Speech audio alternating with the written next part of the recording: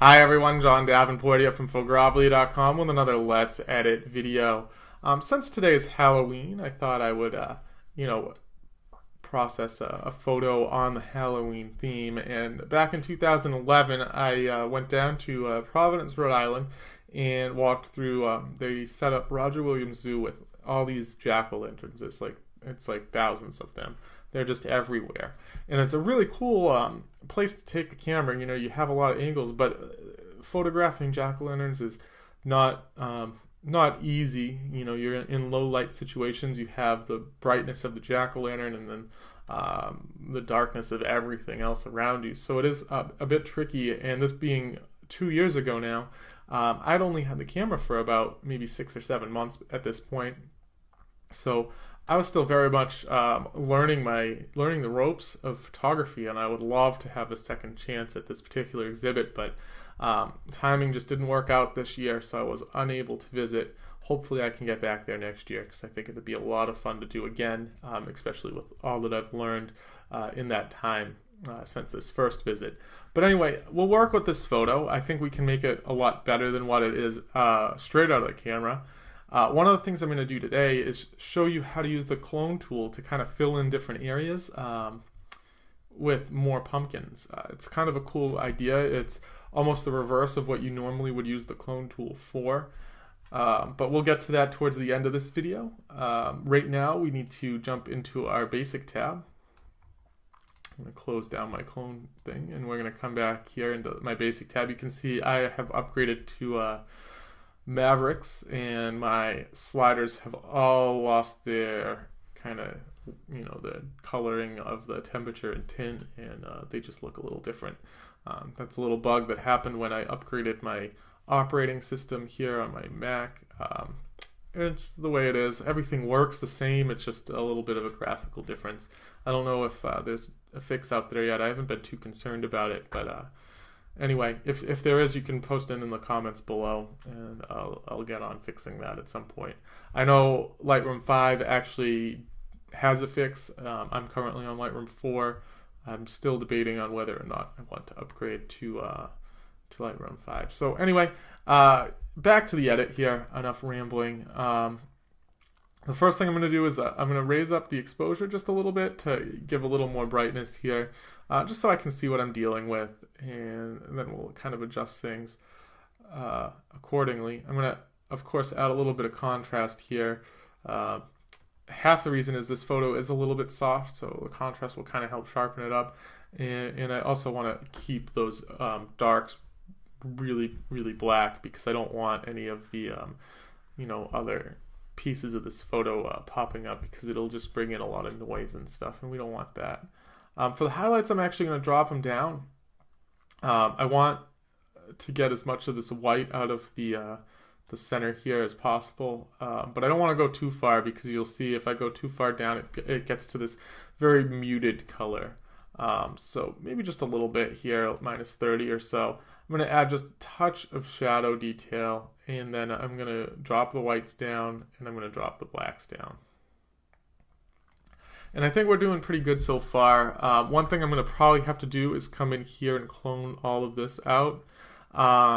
It's something that I can do really easily in Photoshop, but here in Lightroom, it's not exactly as straightforward, because the cloning tool is just not as powerful. So I'm just going to quickly do that right here. But know that, if you have access to Photoshop, or if you have the patience to spend a lot of time in Lightroom cloning this out, you can do it. It is possible. It's just not as easy or straightforward as you might hope it would be. So basically, it's just a matter of lining things up, because basically what you're doing is you're cloning everything. So you can line things up and kind of get rid of it as you need to. But like I said, with Photoshop, you can just kind of paint over everything, and it does a pretty good job on its own. This little piece here is going to be tough, I think. takes a little bit of concentration to do this too, just because it's very fine tuning and kind of a finesse thing. But you have to keep in mind, like with something that's all this color, like normally you wouldn't be able to just do this and click and it'd pick something right next to it. So that's why I kind of went a little further over there. I'm bringing this one up a little bit to really get that point fine tuned. And then we'll just do a couple more here. I'll go up to maybe about there. And then we'll do one more. So it's not perfect. It is gonna, take a little getting used to, but as you can see, it's definitely noticeable. If I had more time, I could go through with a lot more detail and really kind of fine tune everything, but that's not really the purpose of this video. I just kind of want to get rid of it just enough so that we can pass through this video. The next thing I'm going to do here is I'm going to crop in on both the left and the right sides, mainly because there's a lot of like half pumpkins, and I think it kind of distracts from the photo. So I'm going to do like an 8x10 crop here, something just like this. That way all the pumpkins are whole and everything looks pretty good there. So now the next thing we need to do is really try and bring these red pumpkins out. One thing we can do is we can jump into our luminescence in our HSL tab here, and we can raise the luminescence of the red, the orange, and maybe the yellow, and that will help brighten those up. And we can also add some saturation to those to really kind of try and get them to pop. The other thing we can do is come back to our basic tab and go down to our vibrance slider and try and get it that way as well, by just adding a little bit of extra saturation and a little bit of vibrance there. One thing that I am going to do now is clone out this piece here. So it's going to actually take two pieces because that one spot's so bright.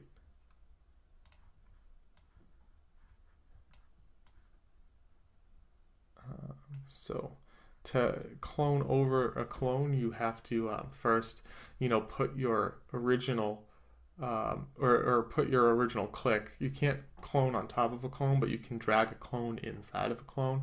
So that's kind of what I did right there. I just kind of dragged that clone on top, and then it helped create that, get rid of that spot that was there. And then one more, I'm going to come over here and I'm going to get rid of this red area there. I'm actually going to probably go to a heal for this particular one, just because it'll help keep the effect of that mist and fog that's coming out of this jack-o'-lantern's mouth. So that's pretty good. Now we're going to get to the juicy part of this edit, which is cloning these pumpkins to make it appear like there's actually more of them. So I don't like this green piece here on the left-hand side, but if I just get rid of it, it'll just be kind of a black hole. So what I'm going to actually do is I'm going to clone this pumpkin here, and that way, looking at it really quick, you wouldn't even know that it's the same, and then you might study it and you're like, oh, someone made the same pumpkin, but you don't know that it's actually been cloned. And I'm actually going to clone this guy, and I'm going to put him up here on the top left side as well, something like that. I can clone this one here. Oops, we did that one backwards there. We'll go this way, something like this, just to kind of, get a little bit more out of this whole thing here. And you can play around with that forever, adding different pumpkins everywhere. But it's just kind of a fun little way of, adding a little bit more to your photo.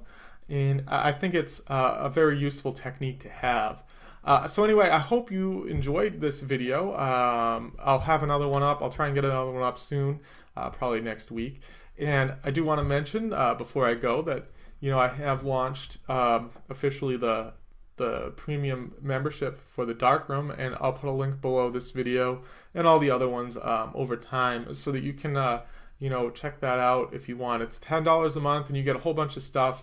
One of the cool things is that every month I'm doing these live edit sessions where you can submit your photos to be edited by me, and then you can join me on the show It's a live show. They occur once a month and stuff. It's really a cool idea. I want to grow it. Right now, the group's limited to 25 members, and there's still about 10 or so spots left. So join up and let me know what you think about the idea.